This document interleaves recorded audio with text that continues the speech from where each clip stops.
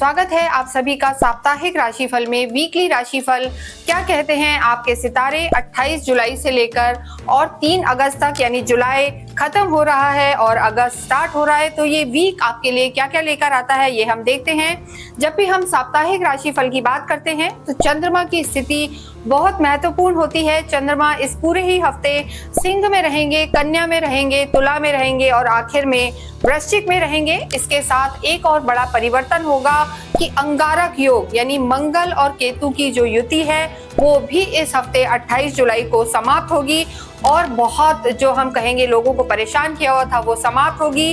अग्नि तत्व की कमी आएगी और आप सभी के जीवन में मंगल के इस परिवर्तन का, मंगल जो कन्या में जा रहे हैं, क्या प्रभाव पड़ेगा आइए हम देखते हैं। इस वीडियो में हम बात करेंगे लिब्रंस के लिए, तुला राशि और तुला लगन के लिए कि ये वीक इनका कैसा जाने वाला है। यहाँ हम बात कर रहे हैं 28 जुलाई से लेकर और 3 अगस्त तक, यानी जुलाई का आखिरी वीक और अगस्त का पहला वीक। देखिए, अगर हम वीकली राशिफल की बात करते हैं तो मून बहुत इंपॉर्टेंट होता है और इस हफ्ते चंद्रमा की जो स्थिति रहने वाली है, चंद्रमा सिंह में रहेंगे, कन्या में रहेंगे, तुला आपकी राशि में भी रहेंगे और फिर वृश्चिक में रहेंगे। लेकिन यहाँ पर देखिए, सबसे पहले आपके लाभ भाव में रहेंगे, फिर 12th हाउस में रहेंगे जो त्रिक भाव हो जाता है, वहां पर चंद्रमा की स्थिति अच्छी नहीं होती, फिर आपके लगन में रहेंगे और दूसरे भाव में रहेंगे। तो चंद्रमा यहाँ पर 30 और 31 को आपके 12th हाउस में रहेंगे। तुला राशि, तुला लगन के लिए जो स्थिति अच्छी नहीं है, 12वां घर भी जो है त्रिक भाव माना जाता है, यहाँ पर स्थितियां जो हम कहेंगे चंद्रमा की अच्छी नहीं मानी जाती। तो आपको लाइफ में हर चीज का ध्यान रखना है, कोई बड़े डिसीजन नहीं लेने और क्या करना है ये हम आपको आगे बताएंगे। इसके साथ इस वीक में एक और बड़ी चीज हो रही है कि 28 जुलाई से ही जो मंगल और केतु की अंगारक योग बना हुआ था, जो युति बनी हुई थी, वो यहाँ पर ब्रेक होगी। यानी मंगल सिंह से निकलकर और कन्या में प्रवेश कर जाएंगे और आपके लिए वो 12th हाउस में आ जाएंगे। साथ ही साथ मंगल 12वें घर में रहेंगे, अंगारक योग टूटेगा यहाँ पर।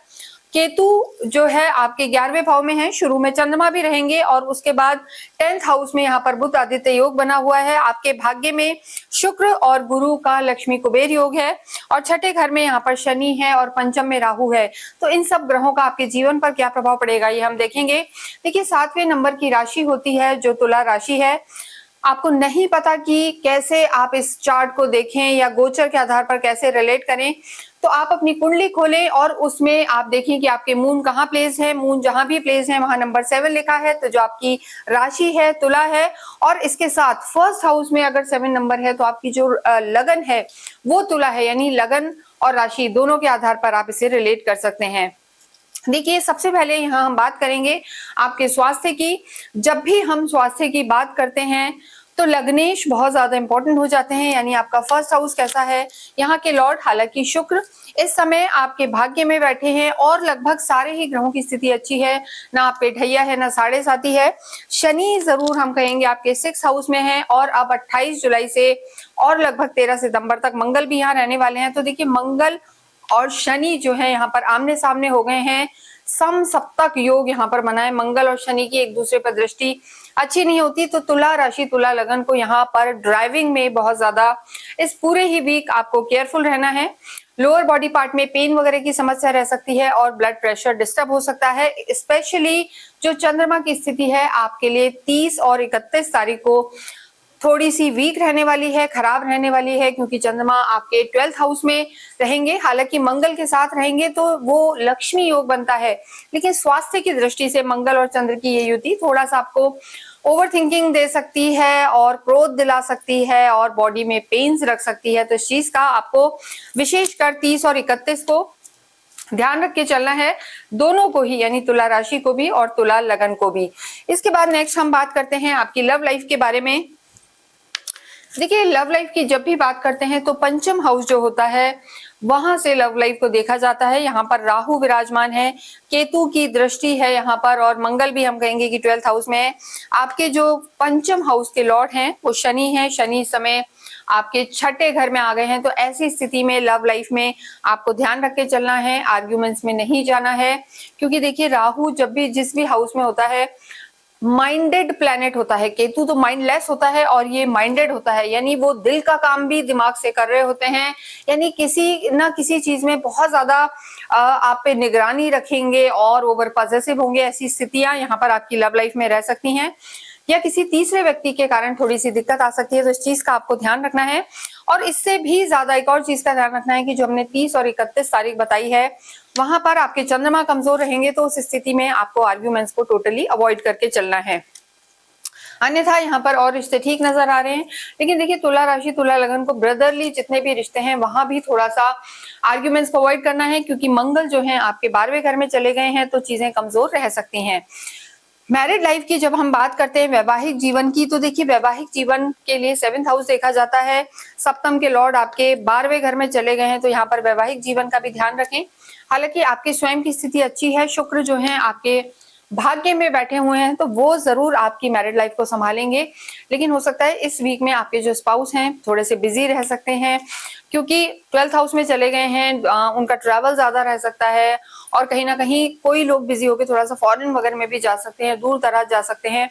तो हो सकता है उस वजह से समय कम मिले, तो उस चीज को आप समझने की कोशिश करें। विशेषकर 30 और 31 को घर का माहौल अच्छा रखने की कोशिश करें, आर्ग्यूमेंट्स ना करें, वरना रिश्तों में थोड़ा सा खटास आ सकती है। वर्क प्लेस की बात करें तो बुध आदित्य योग बना हुआ है। देखिए सबसे अच्छी जो यहाँ पर चीज है कि बुध आदित्य योग आपके कार्य के क्षेत्र में ही बना हुआ है, और जो सूर्य हैं 10th हाउस में आके जो है दिग्बली हो जाते हैं, उन्हें एक एक्स्ट्रा बल मिलता है। और यहाँ पर बुध भी वक्रीय चल रहे हैं, तो चेष्टा बल बुध और शनि दोनों को मिला हुआ है। तो कार्य क्षेत्र यहाँ पर आपका अच्छा नजर आ रहा है। गवर्नमेंट से रिलेटेड जितने भी काम है वो बनेंगे, रुके हुए काम आपके जो है आगे बढ़ेंगे, यानी उनका जो रुकना है बंद होगा, और पॉजिटिविटी आपके काम में नजर आएगी। आपके जो सीनियर्स हैं वो आपको समझेंगे, ये यहाँ पर नजर आ रहा है। विदेशों से फायदा हो सकता है, देखिए क्योंकि मून है, और जैसा हमने बताया 30-31 तारीख को कहीं ना कहीं अगर आप दूर रह के कार्य करते हैं या विदेशों में काम करते हैं, तो यहाँ पर आपको इस वीक में वहां से फायदा हो सकता है। तो ओवरऑल वर्क की अगर हम चीजें देखें तो अच्छा है, लेकिन खर्चे भी यहाँ पर नजर आ रहे हैं, क्योंकि धन के स्वामी आपके 12th हाउस में चले गए हैं, तो वर्क प्लेस का भी यहाँ पर आपको ध्यान रखने की जरूरत है। इसके बाद नेक्स्ट हम यहाँ पर बात करेंगे जो आपका मुख्य रूप से हम कहेंगे स्टूडेंट्स के लिए, विद्यार्थियों के लिए समय अच्छा है, लेकिन यहाँ पर थोड़ा सा भटकाव जरूर नजर आ रहा है, भटकाव की स्थिति बनी हुई है, डिस्ट्रैक्शन हो सकता है, तो संगत का ध्यान रखें। अध्यात्म और जो है हम भाग्य की बात करेंगे, तो देखिए आध्यात्मिक आप होते हैं इस समय, जो आपके लॉर्ड हैं अध्यात्म के गुरु वो यही बैठे हुए हैं, तो नॉलेज भी बढ़ेगी, ट्रैवल्स भी रहेंगे, और घर में भी आपके धार्मिक आयोजन होंगे, क्योंकि गुरु की दृष्टि है, तो यात्राओं के घर पे, खुद के घर पे, तो धर्म से संबंधित आपका रुझान भी बढ़ेगा, यात्राएं भी बढ़ेंगी, और ये जो समय है अध्यात्म बढ़ाने वाला है।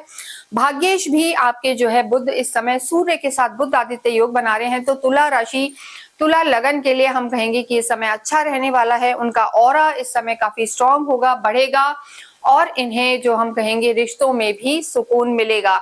लेकिन ओवरऑल आपको स्वास्थ्य का ध्यान रखना है, और 30-31 तारीख को कोई भी बड़ा डिसीजन नहीं लेना है, चाहे वो प्रोफेशनली हो या पर्सनली हो, तो आपकी चीजें यहाँ पर ठीक रहने वाली हैं।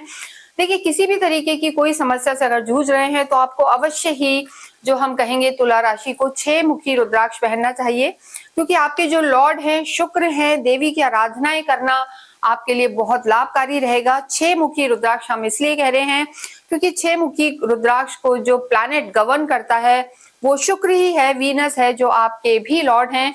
तो ऐसे में देवी के आशीर्वाद आपको मिले, तो आप अवश्य ही जो है 6 मुखी रुद्राक्ष पहने। इसे आप हमसे भी मंगवा सकते हैं, नीचे नंबर्स दिए हुए हैं, क्योंकि हम इसे पूरी तरीके से अभिमंत्रित करके विद सर्टिफिकेशन आपको देंगे।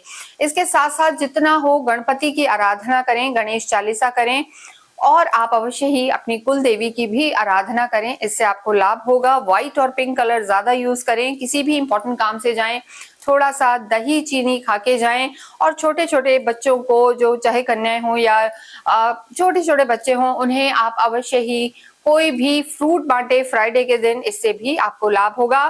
भाग्येश आपका प्रबल हो, इसलिए किसी भी मंदिर में इस हफ्ते में जाकर तुलसी का पौधा आप अवश्य लगाएं। इसके साथ ही इस वीडियो को हम यहीं विराम देते हैं, और कमेंट बॉक्स में आप ना लिखना ये भूलें कि ओम शुम शुक्राय नमः, ओम बम बुद्धाय नमः। Thank you.